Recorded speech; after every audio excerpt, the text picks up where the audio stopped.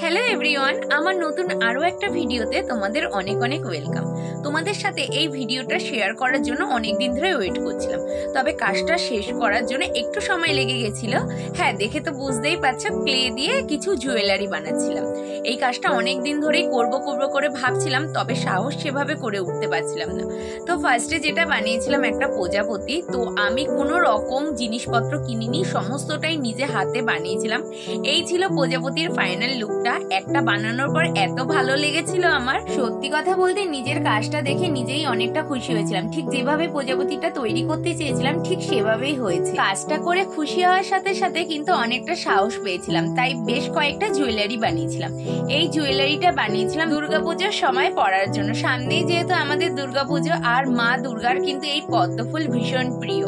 তো তোমাদের এই জুয়েলারিটা কেমন লাগলো জানিও। আর সবশেষে বানিয়েছিলাম বিনা দিয়ে একটা জুয়েলারি। বিনাটা আমার ভীষণ ভালো লেগেছে। আর এই নেক পিসটা আমি কালার করার জন্য এতটা এক্সাইটেড ছিলাম যে আমি একটা ভিডিও নেব সেটা করতেই ভুলে গেছিলাম। যাই হোক, এটা ছিল ফাইনাল লুক।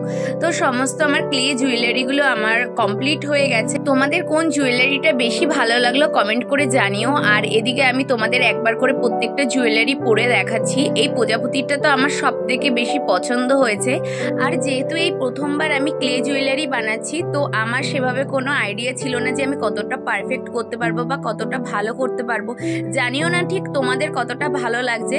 তো তার জন্য সেভাবে কোনো ডিটেলসে ভিডিও নিইনি, ওই একটু একটু করে ভিডিও করে একটু একটু করে শেয়ার করেছি। তো আজকে কিন্তু আমার এই সমস্ত ভিডিও করে দিতে রুমকি আমাকে হেল্প করেছে। তো ওকেও কিন্তু আমি একটা সুন্দর জুয়েলারি গিফট করেছি। আর তোমাদের আজকের ফুল ভিডিওটা কেমন লাগলো কমেন্ট করে জানিও। ভালো লাগলে পেজে একটা ফলো করে দিয়ে যেও। বাই, দেখা হচ্ছে নেক্সট ভিডিওতে।